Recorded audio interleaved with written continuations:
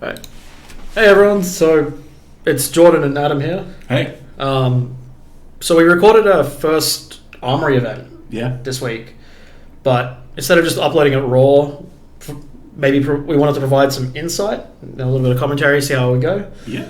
And I think up first, we'll just get some... I'm not going to put up name tags for this one at least, but we've got Adam on the left side and Zac on the right. Yeah, hopefully I can offer some insight into what was going through my head. Yep. If I can remember what was happening. Cool, so let's just get this started then. Yeah, so the Oldhim versus Oldhim mirror here. I mean, we had a bit of a scuffed draft. It was six-person draft. Yep. I ended up on Oldhim, as did Zac. I think it was 2 of each hero, wasn't it? No, so there were 3 Briars. There was 1 Lexi. So I was situated between you two. So you guys kept passing me all these Briar cards. So I just figured, all right, I guess I go Briar this time. It worked out for you. Yeah, it did. But going into this, so first or second in this matchup, what's your preference? Try and go first, just in case you can get the old Glacial fused. Okay. I think that's the dream hand. I think. Yeah. For turn 1 in Oldhim. See, I'm kind of on the fence. I think I actually prefer go second because you're able to keep that tempo. If an Oldham's coming at you for 8 threatening your arsenal, or just a 7 threatening an on hit, it's scary. And a Glacial is still a great card, and the channel like Fridge. Yeah, so that's coming next turn. So I know what's coming. I know I'm just going to get absolutely ruined here, and that probably doesn't help.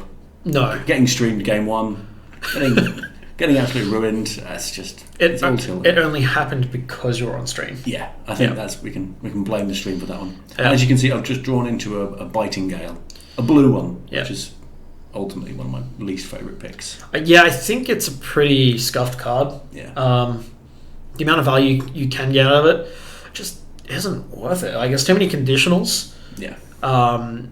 Whereas, was it Timber? Something Timber? Turn Timber? That card has way more value.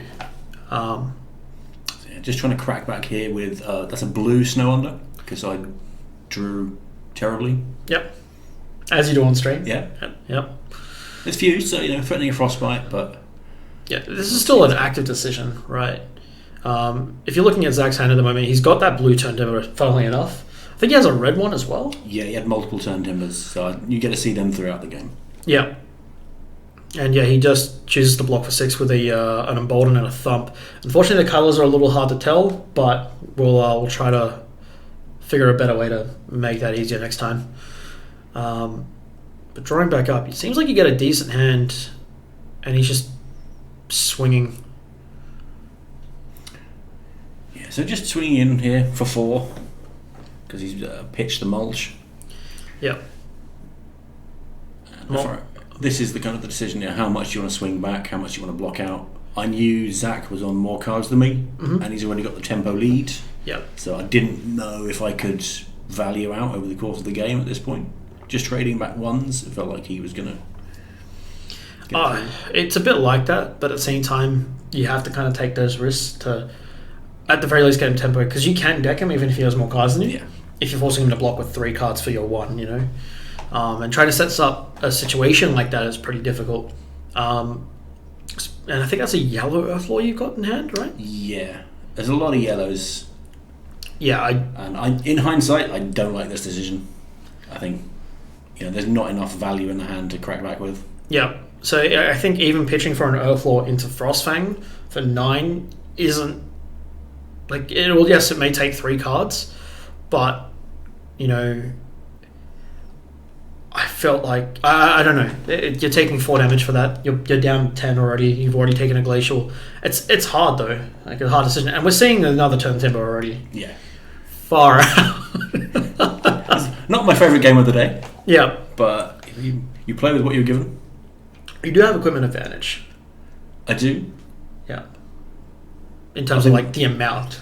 Amount, yeah. Do we leverage it enough? I mean, we've got the deep blue. That's great. We've got the Crackerjacks, which is great for turning on Thump if we see them. Yep. And we've got the Plume as well. Great for getting back Earth cards. Unfortunately, did not get many Earth cards. Yeah. So that was like one of the first bits of equipment I picked up, and didn't end up getting value from it. Yep. Yeah. So this is pitch and swing of 3. I feel like, what's your hand? The icy can is very nice.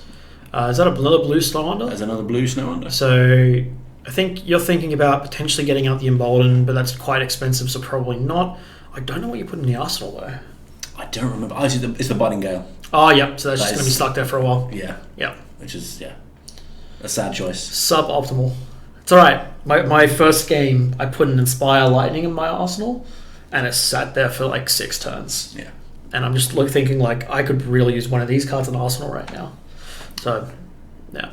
Yeah, I think it's just the PTSD of getting hit by that massive glacial meant, okay, we are just going to leave a defensive action in arsenal now. Yeah. So this is kind of risky. What's your thought about playing the Embolden without swinging? Just to try and get the boost for the next swing, just to kind of keep up the pressure there. Yep. Didn't really feel like anything else was going to add value. That's fair. Then equipment's popped, so I've got Frostbite, so again that's extra costs. And see, this would have been an ideal time to pop the Biting Gale, but this costed me out of that efficiently. Mm-hmm. I mean, if you had a blue in hand, right, at least you're paying efficiently for the Biting Gale, because you're paying the 1, then you're able to fuse it with the Icequake in hand. Yeah. But it's still pretty grim. Yeah, and there's no value for the Icequake here, because there's no cards in hand, it's all in arsenal at this point. Yep. No, it's an interesting situation that you're in at the moment. And I don't know if you're going to get any value out of that Embolden. I don't know if you remember, but I feel like I don't. Yeah.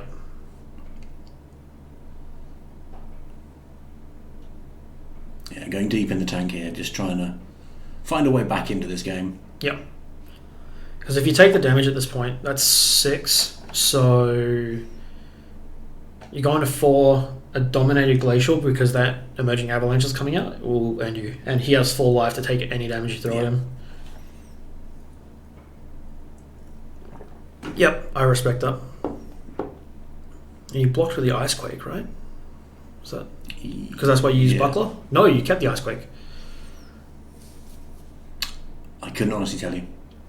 Okay. I think being on stream there absolutely tilted me, and that first turn glacial. So just drawing straight back up. Did you? Oh, you must not have had any pitch at all. Yeah. That's rough. And now I've drawn into a blue Sunwood Shelter. Yep. And Strength of Sequoia. So.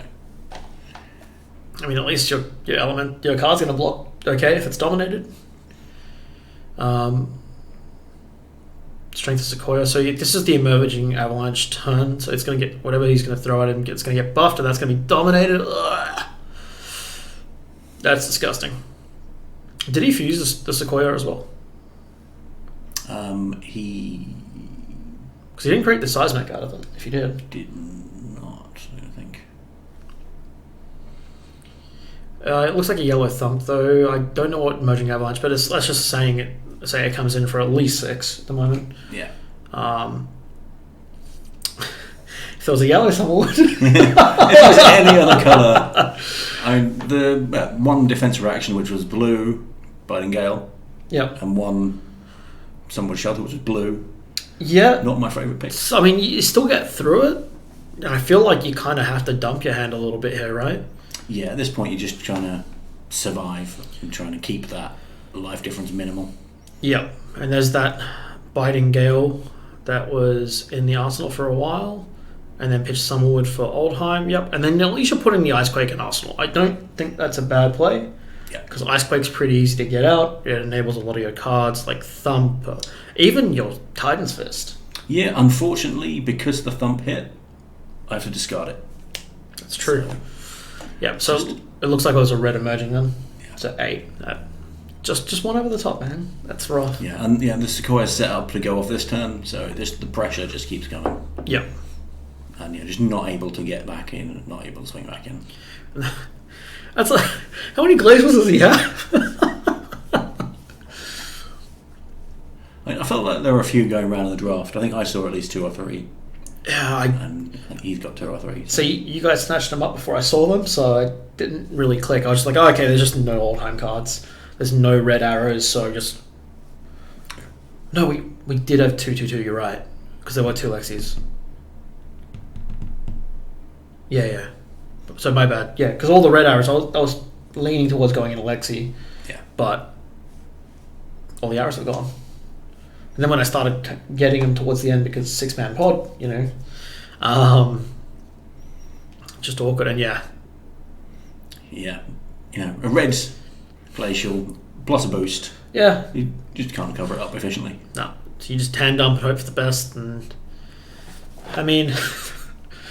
So I've got my thump now, so that's something I'd love to trigger off. Yeah, of course. Crackerjacks.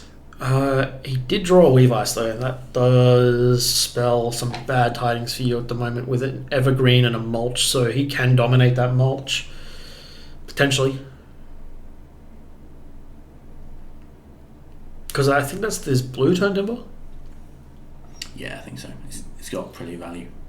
Ah, here it is. It's been there since turn 1. Yeah. I mean, I feel like it was... Yeah, okay, I can kind of see the value in it. I was thinking, like, would you do that now instead of just pumping out the Weavice, but maybe you can't get enough value off it based on colours? Like, it's hard to tell. It's Evergreen for 7. Yeah, and that's still good value. So, you're still keeping me out of the game. Yeah. So I have to block this, it's lethal. Yeah. And I'm going to get absolutely shut down with the Shadow Lake Frigid costs next turn, so... Yeah, it's unfortunate that's the situation that you're in, but it is. I guess that's the only time that he throw the dice at him. I guess that's the only situation that he's actually had like another ice card to kind of get Channel Lake out. So I can see the value in that now. Thinking ahead, because he's just got a lot of Guardian cards, like Guardian and Earth. Yeah, I haven't seen many other ice cards. I didn't see many of them either. I think I got slightly more than Earth, but I think the Lexis are scooping them up. Yeah, because who else do we have in our pod? We had not Jeremy. We had Callum. Callum. Sammy was in our pod as well. It was Callum.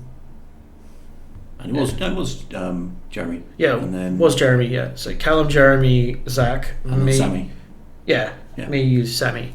Yeah, because Sammy and Callum played Lexi. Yeah. And I remember seeing Sammy's ice deck, and it was just so much ice. Like he lost game run, but won the other 3. Like his deck did well.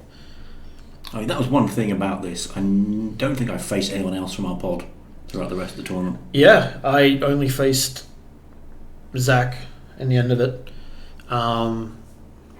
which was interesting. But again, like odd man pods kind of come up with that sort of situation. I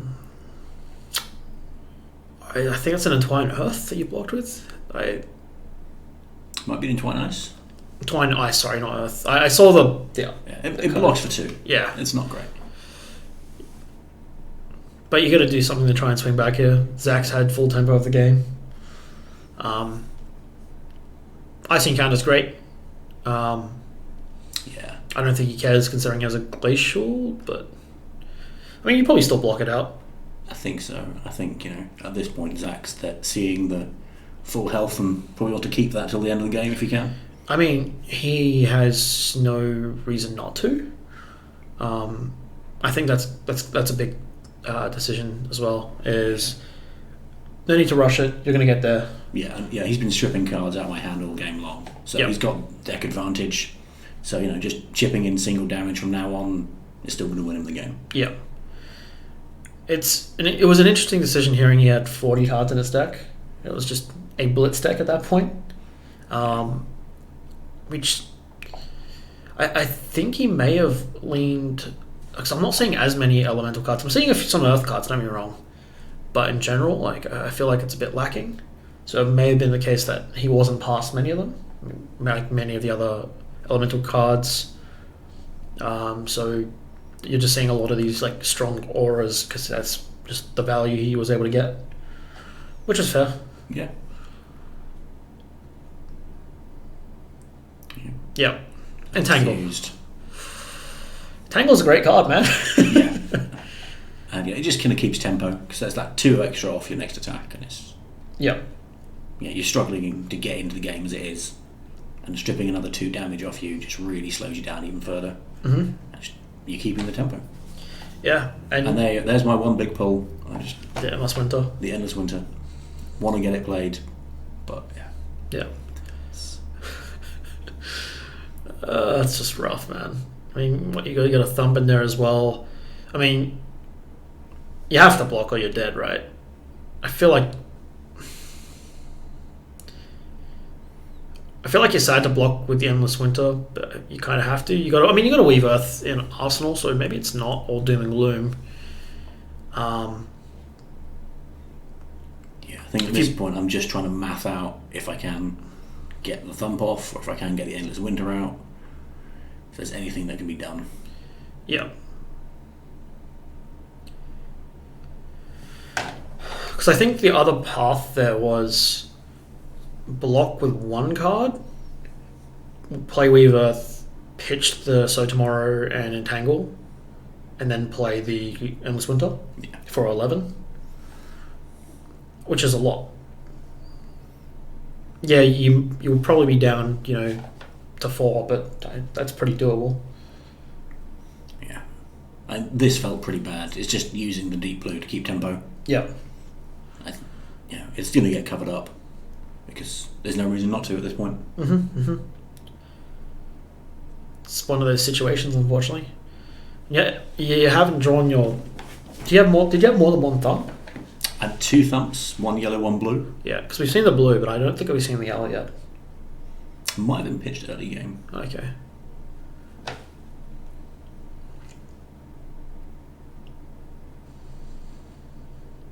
He's doing a little jig. He's so happy with himself. Yeah, it's like Summerwood. Yeah. You're not getting through. What do you mean? You're not going to damage me, not this game. We got some characters, man. There we go. It's just a chance, a little window. Yeah. But it looks like you've got an Emerging Avalanche, and you can fuse it. You still got that Weave Earth, so that Mulch is going to get some value, or that Snow Under, depending on which one you use. So we're looking at another Glacial in Zac's hand here. Yeah. Weave Earth, Snow Under. Ew. And... okay, so this one red Chill to the Bone he played it against me. I never thought I would be scared of an Oldhim with a Chill to the Bone.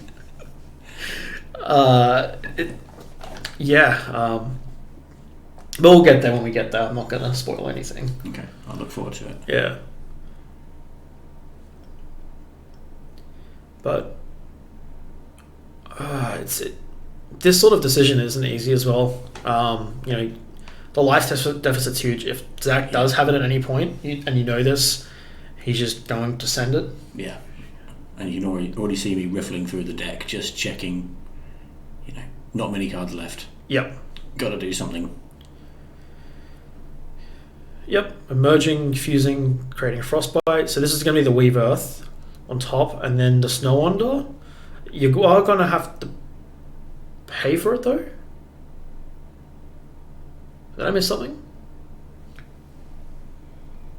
So I've fused the Emerging Avalanche there with that Winter's Grasp, but you'll get pitched for the Snow Under. Yep. Cool. Slightly out of order. Oh, okay, you didn't reveal the... Yeah, gotcha, for the first time around.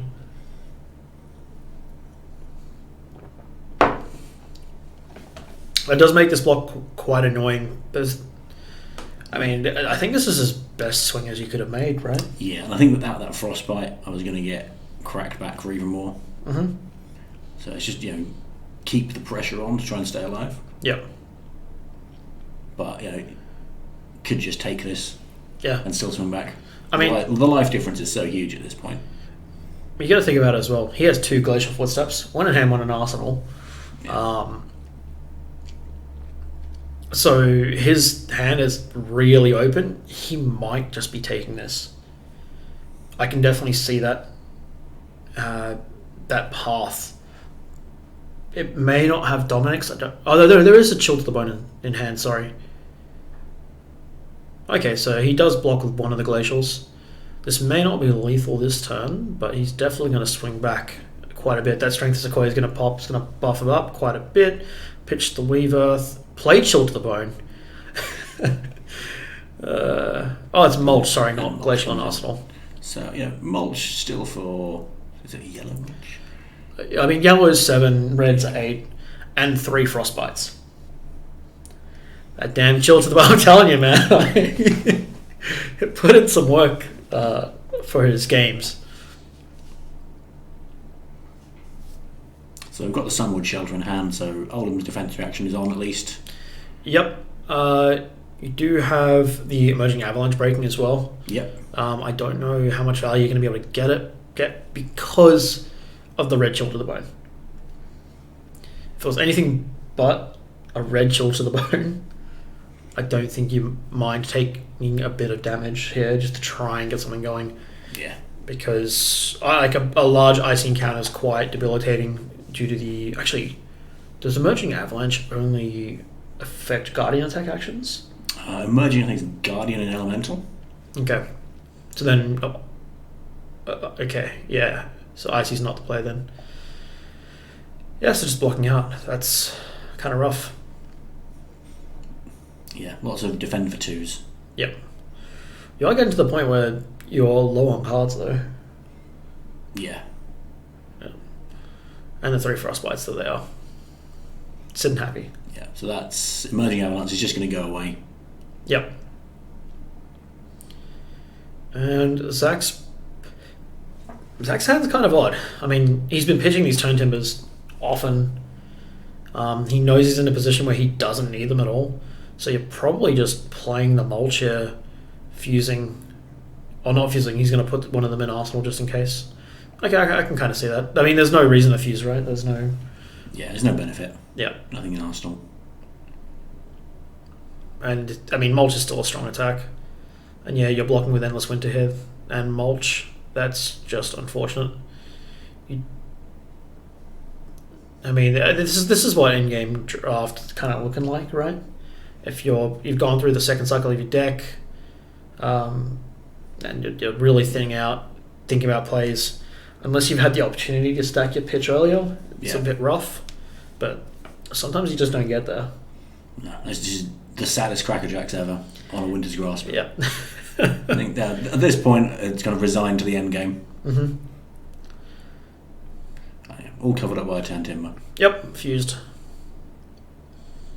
And there is a Thump in hand, but I don't think he's going to play it this turn. Out of deck, 2 cards left. Yep. The BM. Just toying. Yeah, there it is. So he's giving you opportunity to swing. Let me just check here. It's like, wait a minute, did I have this card in the graveyard? Wait a minute. Oh, I forgot to put it in the deck. I think I was just checking for anything that might trigger off Plume. Yeah, okay. At this point. But yeah.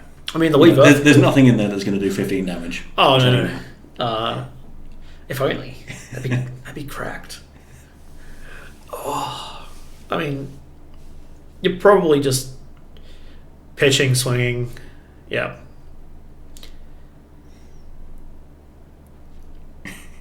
Here's Zach thinking about play. You've got to admire that. That is... No, I do, because in any other situation, right, in a higher level tournament or that sort of thing, you need to have this sort of mindset. Yes, yeah. You're probably won. The Weavise doesn't prob in the Thump, but you've probably won at this point because they're down to 2 cards. But keep your composure, keep it going, and that is game 1. Going towards Zach once he draws back up and then swings. Yeah, if he swings. I mean, he could just play this Seismic. Or the Strength of Sequoia and pass.